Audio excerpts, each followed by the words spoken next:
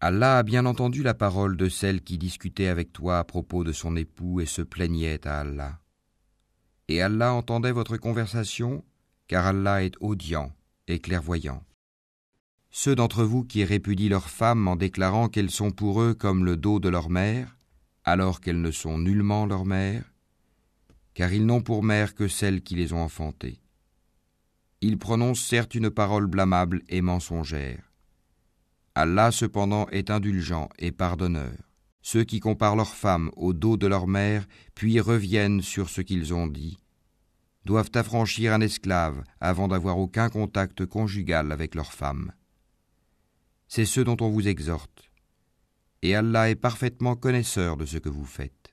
Mais celui qui n'en trouve pas les moyens doit jeûner alors 2 mois consécutifs avant d'avoir aucun contact conjugal avec sa femme.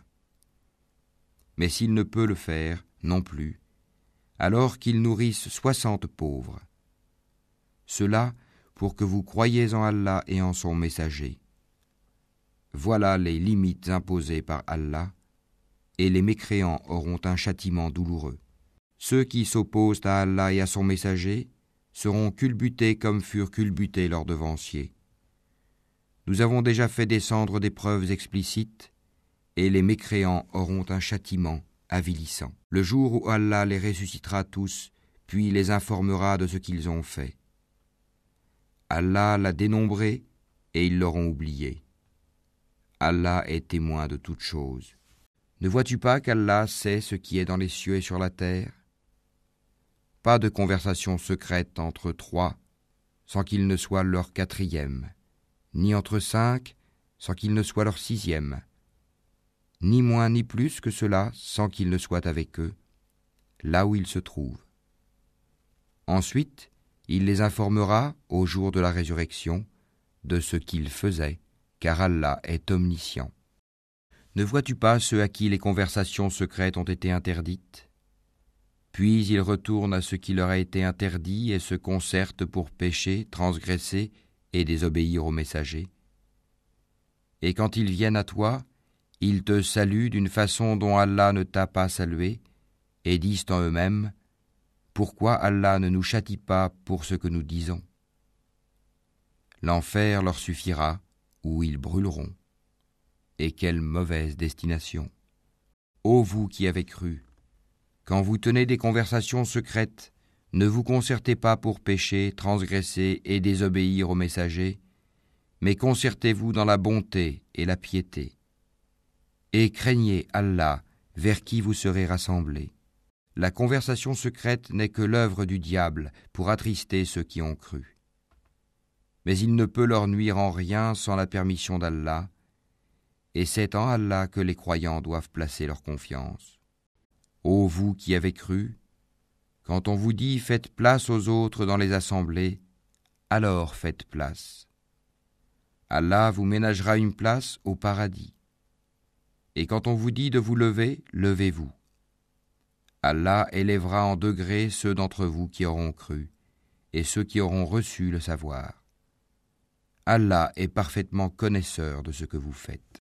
Ô vous qui avez cru, quand vous avez un entretien confidentiel avec le messager, faites précéder d'une aumône votre entretien, cela est meilleur pour vous et plus pur. Mais si vous n'en trouvez pas les moyens, alors Allah est pardonneur et très miséricordieux. Appréhendez-vous de faire précéder d'aumône votre entretien ? Mais si vous ne l'avez pas fait et qu'Allah a accueilli votre repentir, alors accomplissez la salate, acquittez la zakat et obéissez à Allah et à son messager. Allah est parfaitement connaisseur de ce que vous faites.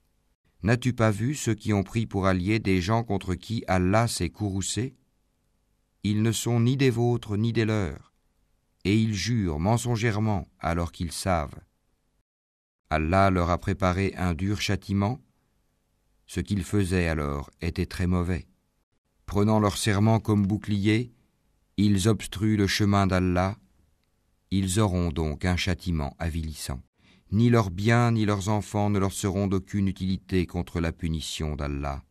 Ce sont les gens du feu où ils demeureront éternellement. Le jour où Allah les ressuscitera tous, ils lui jureront alors comme ils vous jurent à vous-même, pensant s'appuyer sur quelque chose de solide.